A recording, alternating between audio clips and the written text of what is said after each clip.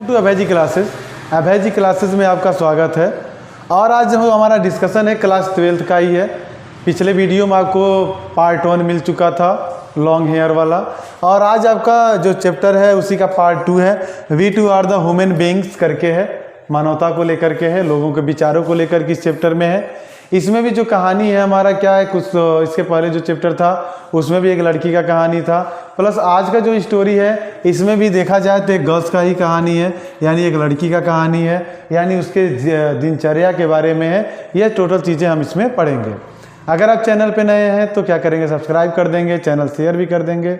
अगर मान लीजिए कि आप वीडियो देख रहे हैं तो पूरा क्या करेंगे, पूरे लॉन्ग वीडियो को देखेंगे, क्योंकि जब तक आप पूरा स्टोरी नहीं सुनेंगे तब तक आपको स्टोरी क्लियर नहीं हो पाएगा। आते हैं इस टॉपिक पे। यह जो हमारा है आपका ह्यूमन बीइंग्स को लेकर के, इसमें एक लड़की की कहानी बताता है। कहानी यह है, एक लड़की रहती है जो कि अभी वह क्लास 3rd में पढ़ रही होती है, यानी क्लास 3rd में पढ़ रही होती है। इसको अपने स्कूल से घर जाने में लगभग इसको 10 मिनट का समय लगता है, यानी मैक्सिमम वो 10 मिनट में अपने घर आ सकती है।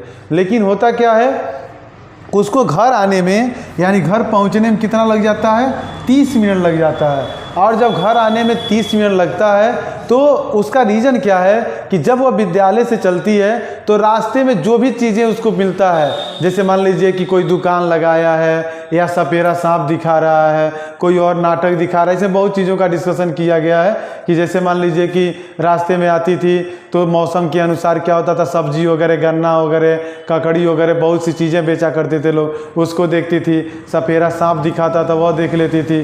कोई क्या है कि एक कॉफ़ी वाला रहता है, चाय को ऊपर से गिरा करके दूसरे को देता है, वह देखती है। उसके बाद क्या होता है कि आपका वह अन्य चीज़ें जो भी रहता है, दुकान वगैरह रहता है, कोई भजिया वगैरह बेचता है, वह देखती है।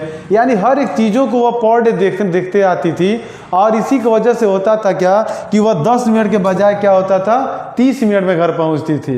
एक बार क्या हुआ, कैसे जा रही थी और अभी अपने घर के करीब पहुंची हुई थी, तब तक क्या था कि एक जगह था, थोड़ा सा खुला हुआ जगह था, यहीं पे क्या था कि एक जमींदार बैठा हुआ था, जमींदार। और वह क्या कर रहा था कि जमींदार बैठा था और यहाँ पे क्या किया गया था, नीचे कुछ फसल था और इसी पे क्या किया गया था, बैलों के द्वारा क्या किया गया था कि इसी को कच्चा मतलब दबाने के लिए बोला गया था ताकि उसमें से अनाज निकल जाए। और बैलों के मुंह पे क्या किया गया था, एक कपड़ा बांध दिया गया था ताकि बैल क्या करें, उस अनाज को न खा पाए। बैल अपना काम कर रहे थे, जमींदार वहीं पे बैठा हुआ था। तब तक ये लड़की क्या देखती है कि एक बुजुर्ग आदमी, यानी एक बूढ़ा आदमी क्या करता है, बूढ़ा आदमी क्या करता है कि एक थैले में कोई सामान लेके आ रहा होता है। और वह थैला क्या किया रहता है, जैसे थैला पकड़ने का नियम होता है, थैला ऐसा रखें तो ऐसे थैले हाथ में रखेंगे, ऐसे थैला लेके आएंगे। लेकिन बूढ़ा आदमी क्या किया था, उसमें हैंडल लगा था और उस पॉकेट के हैंडल को क्या कर रहा था, पकड़ के चल रहा था। तो यह लड़की थोड़ा सा इसको जोक टाइप का लगा कि एक तो बूढ़ा आदमी है, चल भी नहीं पा रहा है, इसको क्या करना चाहिए कि पॉकेट के नीचे हाथ लगाना चाहिए, क्यों हाथ ऊपर करके रखा है। सोची कुछ उसे बोलने के लिए, लेकिन वो बोली नहीं। लेकिन जब वो बूढ़ा आदमी पैकेट लेके आ रहा था तो ये अंदाज़ा लगा ली कि उस पैकेट के अंदर क्या है, कहीं ना कहीं भजिया वगैरह है, क्योंकि पैकेट के ऊपर हल्का हल्का ऑयल लगा हुआ था। आती है, देखती है, उसके बाद फिर वो घर पहुंच जाती है। घर पहुंचने के बाद वह अपने भाई से मिलती है, चूँकि ये आपका मतलब यहाँ दूसरे तमिल का है, तो उसमें क्या है कि इसमें बताया गया है कि वहाँ वो अपने भाई को अन्ना कहती थी, ठीक है। तो जब अपने भाई अन्ना को से पूछी कि देखो मैं जब मतलब अपने भाई से पूछती है कि मैं जब आ रही थी रास्ते में तो देखी कि एक आदमी क्या है कि बूढ़ा आदमी थैले में ले जा करके जमींदार को दे रहा था और वह उसको लटकाया था, वह चाहता था नीचे हाथ लगा सकता था। तो उसके भाई ने कहा देखो, अगर वह बूढ़ा आदमी नीचे हाथ लगा करके उसे ले जाता और थैले को, तो कहीं ना कहीं उसको क्या करना पड़ता, दंड का भागी होना पड़ता। लड़की के दंड का भागी होना पड़ता। भाई थैला है तो वह लेके जा सकता है नीचे हाथ लगा के। तो उसका भाई अन्ना बताया नहीं, जो जमींदार था वो उच्च कुल का है और जो बूढ़ा आदमी था वो निम्न कुल का था।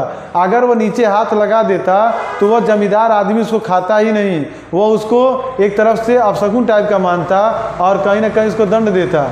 लड़की को बहुत ज़्यादा गुस्सा आता है वो कहती है हम लोग ऐसे समाज में रह रहे हैं कि अभी भी हमें क्या करना पड़ रहा है, जाति को लेकर के हमें उस पर लोग क्या कर रहे हैं, व्यवहार कर रहे हैं, यानी किस जात का है, कैसा है, ऐसा व्यवहार कर रहे हैं। उसे बहुत गुस्सा आता है, इतना ज़्यादा उसको गुस्सा आता है, वो सोचती है काश हम रहते अगर उसके पास, जमींदार के पास, उसके हाथ से वो थैला लेते और ले जा करके वापस रखाते, उसको खाने नहीं देते हम, क्योंकि वो आदमी क्या कर रहा था, जमींदार उस भजिए को क्या कर रहा था, खा रहा था। बहुत गुस्सा लगता है।